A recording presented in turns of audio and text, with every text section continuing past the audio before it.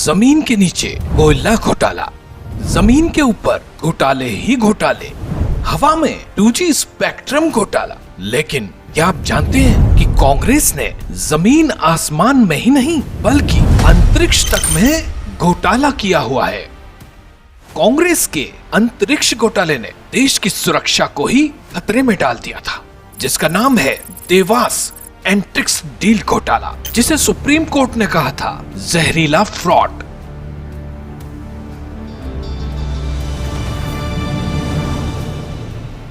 Four years after Times Now first exposed the ISRO-Devas deal, CBI has filed an FIR. The murky deal now spelling more trouble for the UPA government, during which the deal was finalized.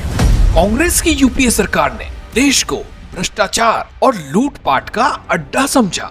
ऐसे ऐसे घोटाले और घपले कांग्रेस नीति UPA सरकार में हुए कि देश की जनता को बार बार शर्मसार होना पड़ा। कांग्रेस अपने भ्रष्ट आचरण में इतना रम गई कि उसने देश की आंतरिक सुरक्षा को भी खतरे में डालने से गुरेज नहीं किया।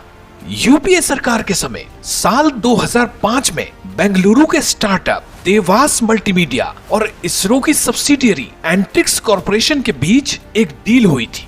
ये सौदा देश के फायदे का कम और आंतरिक सुरक्षा को खतरे में डालने वाला ज्यादा था।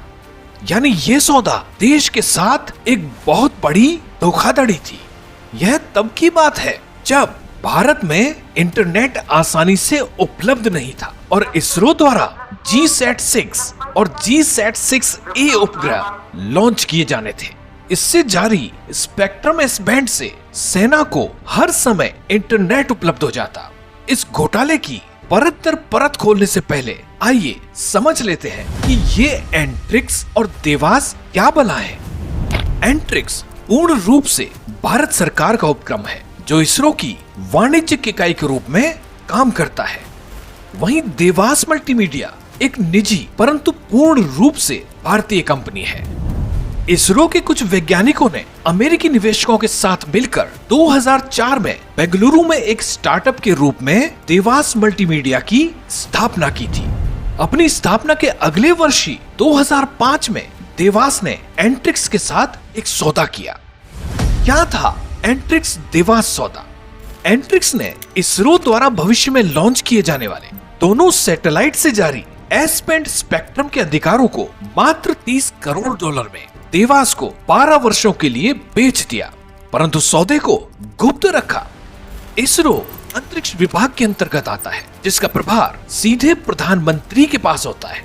इसकी भावी परियोजनाएं बेहद गुप्त रखी जाती हैं। उस समय देश के प्रधानमंत्री थे डॉक्टर मनमोहन सिंह। तो क्या हर घोटालों की तरह इसका भी पता मौनी बाबा को नहीं चल पाया?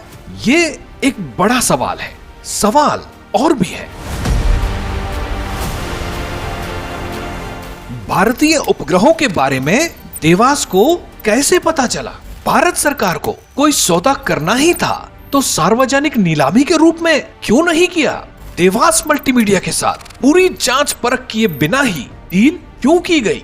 देवास मल्टीमीडिया के फर्जीवाड़े को समझने में सरकार को 2005 से लेकर 2011 तक का लंबा समय लगा। देवास के फर्जीवाड़े का पता चला और डील रद्द की गई। लेकिन मनमोहन सरकार देवास के खिलाफ नेशनल कंपनी लॉ ट्रिब्यूनल में क्यों नहीं गई? देश की सुरक्षा और देशवासियों के साथ की गई इस धोखाधड़ी का नुकसान आज देश भुगत रहा है। भ्रष्टाचार के आरोपों में डूबा हुआ यह सौदा रद्द होने के बाद देवास की तरफ से शुरू की गई मध्यस्थता कार्यवाही से निपटने की कोशिश भी यूपीए सरकार ने नहीं की। सौदा रद्द होने के बाद देवास ने 3 मध्यस्थता मुकदमे दायर किए और उन सभी को जीत लिया, जिसने भारत को हर्जाने में कुल $1.29 बिलियन का भुगतान करने का आदेश दिया। निजी कंपनी ने इस हर्जाने की वसूली के लिए विदेशी न्यायालयों में भारतीय संपत्तियों को जब्त करने का अनुरोध दायर किया। कांग्रेस के भ्रष्टाचार और लूट की भूख की कीमत देश को चुकानी पड़ी। विदेशों में कुछ भारतीय संपत्तियां जब्त की गई। मोदी सरकार ने करदाताओं के पैसे बचाने की लड़ाई को तेज किया और इसमें उन्हें जीत भी मिली। नेशनल कंपनी लॉ ट्रिब्यूनल ने देवास को बंद करने का आदेश दिया। इस फैसले को national company law appellate tribunal ने भी बरकरार रखा। सुप्रीम कोर्ट ने इस डील को धोखाधड़ी बताया। भारत की राष्ट्रीय सुरक्षा से खिलवाड़ करते हुए ये डील की गई थी और अब कांग्रेस को बताना है कि उसने इस तरह का धोखा देश की जनता के साथ क्यों किया था। कांग्रेस मतलब करप्शन के अगले एपिसोड में देखिए। वाड्रा के जमीन सौदों के गोरख धंधे की वजह से दोनों ईडी के जाल में फंसे हुए हैं। काफी क्लोज है उनके, हम काफी आना जाना है।